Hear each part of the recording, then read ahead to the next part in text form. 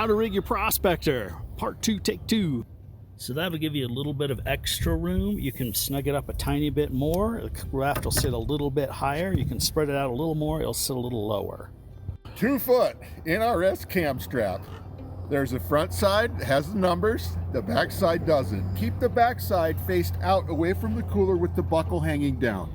Thread under the bar, through the mounting hole, through the buckle, minding that your buckle is facing up. You pull straight up, that keeps it nice and tight. You orient the buckle that way, so if your strap gets a little loose, if it gets wet, that kind of thing, you can just reach down and pull straight up. That's going to keep your cooler nice and secure. Like a professional raft guide? Let's move on to the back. All right. Back here looks a little more complicated. So back here, we have a hinge pin. You want to make sure to not use this hinge pin as a tie down point. The tie down point is actually just to the right of it or to the left of it on the other side. What you're going to do, same way, you're going to take your strap and you're going to feed it up through. Opening the lid really helps this. It's going to come straight up through. You're going to bring it all the way up and then feed it back down through the lid and around. We'll show you what that looks like. Making sure that your buckle is still faced up. You're going to thread through the strap and just pull straight up.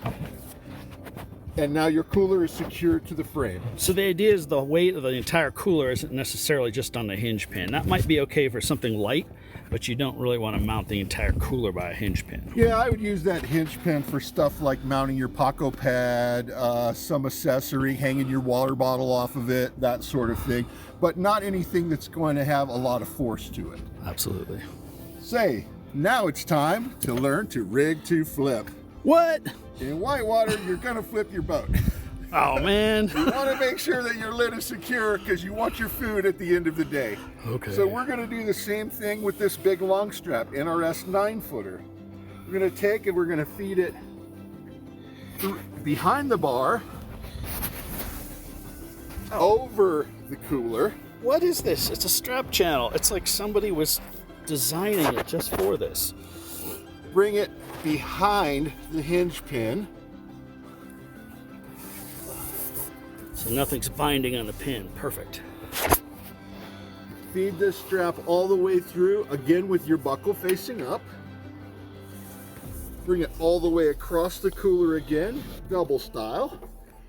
At this point, if you have a Paco pad, some other kind of pad seat that you want to do, I suggest you put it right under the top strap here. Then you just strap it straight down. Now you've got a nice place to sit, nice and secure, and the lid is not going to open. Thanks, That John is Martin. Rigging to flip. All right.